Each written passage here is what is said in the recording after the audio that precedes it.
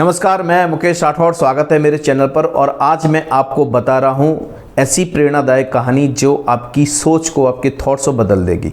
खासकर वो स्टूडेंट्स के लिए जो पढ़ाई करते हैं और वो कंपेयर करते हैं एक दूसरे को कि भाई मेरा लाइफ तो ऐसा है, मेरे पास कार नहीं है, मेरे पास गाड़ी नहीं है। तो उनके लिए खासकर स्टोरी है और मैं चाहता हूँ कि ये स्टोरी अगर आपको अच्छी लगे तो ज़्यादा से ज़्यादा शेयर करना उन सभी स्टूडेंट्स को, उन सभी माँ बाप को, जिससे उनको एक प्रेरणा मिले। दोस्तों, हुआ यूँ कि एक गांव में एक किसान था जो बहुत ही गरीब था, लेकिन उसके सपने थे कि मैं अपने बेटे को कुछ बड़ा आदमी बनाऊं, पढ़ा लिखा कर एक अच्छा ऑफिसर बनाऊं। तो लेकिन इनके पास पैसे नहीं थे कि अच्छे स्कूल में पढ़ा सके। तो बेटा जो था सरकारी स्कूल में पढ़ता था, लेकिन सरकारी स्कूल में इतने अच्छे रिजल्ट आते थे कि मास्टर बहुत खुश थे उनके पास, और वो हमेशा अभिनय को बड़े प्यार से पढ़ाते थे और उन्हें बड़ा मोटिवेट करते थे कि आप बहुत अच्छा कर पाओगे। तो बेटा जो था, जो लड़का था, अभिनय जो था, वो हमेशा फर्स्ट क्लास से पास हुआ करता था। तो मास्टर ने जब उनके फादर से बात की, किसान से, कि इसको सरकारी स्कूल में पढ़ाइए क्योंकि ये लड़का बहुत होनहार है, कुछ नाम ज़रूर रोशन करेगा। तो फादर की आंखों में एक चमक थी, सपने थे। तो फादर ने क्या किया, कहीं से लोन लेके, कहीं से कर्जा लेके बेटे का एडमिशन एक बहुत बड़े स्कूल में करवाया जहाँ पे बहुत महंगी फ़ीस थी। फिर भी उन्होंने कर्जा लेके, ब्याज से पैसा लेके उसका एडमिशन करवा दिया। हुआ यूँ कि जब स्कूल में गया तो वहाँ पे देखा कि सभी के पास कार हुआ करती थी, 2 व्हीलर हुआ करती थी, और ये जो बेटा था उनका साइकिल से स्कूल में जाया करता था। तो एक बार ऐसा हुआ कि दोस्त लोग थे कि बातों बात में उसकी मजाक उड़ाया करते थे। तेरे पास तो बटन वाला मोबाइल है, ये देखो हमारे पास एंड्रॉयड पीस है, आईफोन है, हमारे पास कार है। तो सारे लोग उसके ऊपर बोलते थे। तो वो बहुत टेंशन में रहता था कि मैं क्या करूं। आपके फादर से पैसे लेने की तकनीक बताते हैं कि आप जब घर पे जाओगे तो खाना ही मत खाना और उठ जाना, बोलना कि मुझे फ़ोन चाहिए, मतलब चाहिए। तो लड़का वही करता है, घर पे जाता है, बोलता है कि मैं खाना नहीं खाऊंगा। तो फादर ने पूछा क्या वजह है, कि मैं खाना तभी खाऊंगा तब मुझे फ़ोन मिल जाएगा, वो भी आईफोन। तो फादर बेचारे बहुत परेशान हुए, बोले बेटे पैसे नहीं है इस टाइम, बहुत बड़ी दिक्कत है, आप 50,000 का मोबाइल जो है मेरे बस का तो है ही नहीं। तो लड़के ने जवाब दिया, नहीं मैं वो कुछ नहीं जानता, मुझे फ़ोन मिलेगा तो ही मैं पढ़ने जाऊंगा, नहीं तो मैं नहीं जाऊंगा। फादर की मजबूरी थी और उन्होंने फिर बोला कि ठीक है मैं कुछ करता हूं। कुछ पैसे इकट्ठे किए थे कि आगे फ्यूचर में परेशानी आएगी तो दवा के लिए या तो कुछ इलाज के लिए मैंने थोड़े पैसे इकट्ठे किए हैं, वो मैं देख लेता हूँ और कुछ कर्जा ले लेता हूँ। तो उन्होंने कुछ कर्जा लिया, ब्याज से पैसा लिया, कुछ इकट्ठा कर उसको आईफोन दिलवा दिया। आईफोन दिलवाने के बाद पता लगा लड़का ज़्यादातर फिर उसको ताने मारते थे कार के लिए, इसके लिए। तो लड़के का जो पूरा कंसंट्रेशन था स्टडी से पूरा हट गया था और वो फिर ठीक से पढ़ाई नहीं कर रहा था। उसका पूरा कंसंट्रेशन था वो इसी पे था कि मेरे दोस्त के पास कार है तो मैं कार कैसे लूँ, मेरे दोस्त के पास अच्छे दोस्त हैं, उनके पास अच्छी हाई प्रोफाइल की लड़कियाँ उनके साथ रहती है, तो मैं कैसे करूँ।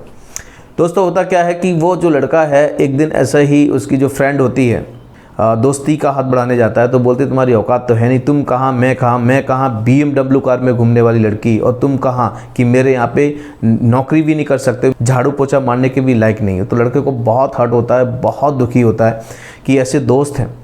तो वो लड़का क्या करता था, उससे पहले उनके कहने पे पार्टी दिया करता था और बहुत टेंशन में था। तो उससे पता चला कि बहुत बड़ी प्रॉब्लम है मेरे साथ। तो वो लड़का दुखी होकर जब घर पे वापस आया तो देखा उसके फादर के घर पे कुछ कर्जे वाले पैसे मांगने के लिए आते हैं और वो बहुत परेशान रहते हैं, बहुत उल्टा सीधा बोल के जाते हैं, घर बेचने की धमकी देते हैं, घर कब्जा करने की धमकी देती है। लड़का सुन लेता है और फादर रोता है कि मैं क्या करूं, कि उन्होंने करीबन 5 लाख का कर्जा लिया था बेटे की पढ़ाई के लिए, और बेटा था कि वहाँ पे पढ़ने की जगह वो दूसरे ही दुनिया में चला गया था। लेकिन कहते हैं ना कि सुबह का भूला अगर शाम को वापस आ जाए तो उसे भूला नहीं कहते। लड़के को रियलाइज़ हो गया, उसे महसूस हो गया कि मैंने बहुत बड़ी गलती की है, मैं गलत रास्ते पे चला गया हूँ। मेरे फादर इतने तकलीफ़ में हैं कि उनके पास कर्जे वाले आ रहे हैं मांगने के लिए। तो बहुत प्रॉब्लम होती है। जो दोस्त थे जो उनको सिखाते थे कि तू खाना मत खा तो तुझे गाड़ी मिल जाएगी, तो हमारे लायक हो जाएगा, तो उन्हीं लोगों के पास वो पैसा मांग जाता कि मेरी हेल्प कर दो। कोई उसकी हेल्प नहीं करता, ऊपर से उसको भगा देते हैं। तो एक दोस्त था उसका जो बहुत ही अच्छा दोस्त था, गरीब था वो भी, लेकिन वो क्या करता है, उसे थोड़ी हेल्प कर देता है। हेल्प करता है, बोलता है कि भाई ये जो पैसे हैं आप ले लो और इस पैसों से आप कुछ ना कुछ ज़रूर अच्छा कर लोगे, आपका घर बचाना बहुत ज़रूरी है। तो वो लड़का कहीं से भी करके, जो उसके फादर ने उसके स्टडी के लिए रखे थे, तो ये बहुत बचपन का अच्छा दोस्त था, तो उसने बोला कि भाई ये पैसा मैं ले तो लूँ लेकिन एहसान बहुत बड़ा हो जाएगा, मैं पैसा लेने की मेरी हिम्मत नहीं हो रही है। उसने कहा नहीं, तेरी पढ़ाई करने का तेरा जो कंसंट्रेशन है काफ़ी अच्छा है, तो अच्छे पढ़ के कुछ अच्छा बन सकता है, और मुझे पता है मेरे फादर मुझे पढ़ा रहे हैं लेकिन मैं उसमें इतना कंसंट्रेशन नहीं कर पा रहा हूँ, तो मैं चाहता हूँ कि पैसा बर्बाद हो उससे अच्छा कि तुम अपना घर बचा लो, जिससे आपका जो दिमाग है पढ़ाई में अच्छे से लग जाएगा। दोस्तों होता क्या है कि जब ये मोड़ आता है तो वो जो लड़का है सब कुछ छोड़ छाड़ के मेहनत करने लग जाता है और दिन रात पढ़ाई में एक कर देता है। उसे रियलाइज़ हो जाता है, उसे महसूस हो जाता है मैंने बहुत बड़ी गलती की है। जो लड़का फर्स्ट आता था हमेशा, वो फिर पढ़ाई में वीक कैसे होने लगा।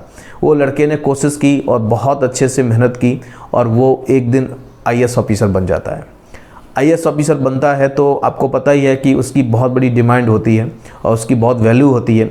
तो IAS ऑफिसर जब बनता है तो उसी ज़िले के अंदर जाता है जहाँ पे उसका घर होते हैं, वहाँ के दोस्त होते हैं। कलेक्टर के रूप में आता है तो जो पुराने दोस्त थे उससे जब मिलने आते हैं, जो उसको गरीब बोल के कुछ भी बोल के चिढ़ाते थे, तो उसको कुछ काम पड़ता है, कुछ परमिशन देने की ज़रूरत पड़ती है तो उसके पास जाते हैं, देखते हैं वो कलेक्टर बन के बैठा हुआ है। तो आके फाड़ के देखते हैं ये क्या। जहाँ पे जो लड़की का दोस्ती वो करना चाहता था वो लड़की पूरी तरह बर्बाद हो चुकी थी। एक्चुअली उसने कोई बिजनेस किया था तो वो पैसा पूरा ख़त्म हो गया था और वो कलेक्टर से मिलने इसलिए के लिए आई थी कि उससे कुछ हेल्प मिल जाए बिजनेस को लेके, क्योंकि बहुत सारा कर्जा हो गया था, लोग उसके पीछे पड़े थे, घर गिरवी रख गया था, तो बहुत बड़ी दिक्कत थी लड़की के पास। जब देखा तो कलेक्टर सामने वही लड़का था जो लोग कॉलेज के टाइम पे इसकी मजाक उड़ा करते थे, उसे गरीब बोल के, उसे कुछ भी बोल के उसकी मजाक उड़ा करते। जब देखा उसके सामने कलेक्टर बन के बैठा है तो उन्होंने पूछा ये कैसे हुआ। तब उस लड़के ने जवाब दिया कि गरीब लोग जो होते हैं उनका कभी भी मजाक नहीं उड़ाना चाहिए, क्योंकि गरीब जो लोग होते हैं उनके अंदर टैलेंट बहुत होता है। तो उनमें से कुछ लोग तो अच्छा रास्ता अपनाते हैं, वो कुछ ना कुछ बन के जरूर दिखा देते हैं, कुछ करके दिखाते हैं जिद पे आके। लेकिन अगर कोई मजाक उड़ाता है तो कुछ लोग ऐसे भी होते हैं कि वो सुसाइड कर लेते हैं, वो या फिर कुछ गलत रास्ते अपना लेते हैं, चोरियां करते हैं, या तो डकैती डालते हैं, चोरियां करते हैं, या तो फिर 2 नंबर के धंधे चालू कर देते हैं। इसलिए दोस्तों कभी भी किसी का मजाक नहीं उड़ाना चाहिए। और ये स्टोरी उन स्टूडेंट्स के लिए जो कभी भी कॉलेज में जाते हैं तो देखते हैं उसके पास कार है, मेरे पास कार नहीं है, तो उसकी डिमांड फादर से करते हैं। आपको सोचना चाहिए कि आप वहाँ पे स्टडी करने के लिए गए हैं, आप हमेशा स्टडी पे फोकस करें और इस काबिल बने कि कार बंगले आप खुद खरीद सको, इसके काबिल बने, ना ही कि फादर से डिमांड करें, फैमिली से डिमांड करें। तो ये स्टोरी हमें बहुत मोटिवेट करती है, हमें एक नॉलेज देती है, हमें एक प्रेरणा देती है कि हमें कभी भी अपने फादर को, अपने फैमिली में कभी भी उनसे डिमांड नहीं रखनी चाहिए। उनकी परिस्थिति होती है, कोई भी फादर नहीं चाहता है कि मेरा बेटा, मेरी बेटी मतलब गरीबी में गुजारे। जितनी कोशिश होती है, दुनिया का हर एक माँ बाप चाहते हैं कि उसका बेटा एक अच्छी लाइफ जिए, उसके लिए कोशिश करते हैं। लेकिन हमें ये भी ध्यान रखना चाहिए, उनकी स्थिति, उनकी परिस्थिति हमें देखना चाहिए कि वो किस कंडीशन में है। डिमांड करते समय हमें खास कर ध्यान रखना चाहिए कि उनकी क्या मजबूरियां हैं। जिद करके हमें कोई सामान वगैरह नहीं मांगना चाहिए, कोई गाड़ी बंगला नहीं लेना चाहिए, कोई भी मोबाइल या तो कोई भी बाइक, कार का डिमांड नहीं करना चाहिए। क्योंकि दोस्तों ये जो खुशी कार में नहीं होती है, खुशी होती है, संतुष्टि जो होती है वो हमारे अंदर होती है। आप हमेशा याद रखें कि परिवार के साथ रहोगे, परिवार जो हमारे लिए करता है वो दुनिया में कोई नहीं कर सकता, इसलिए उनका हमेशा सम्मान करते रहें।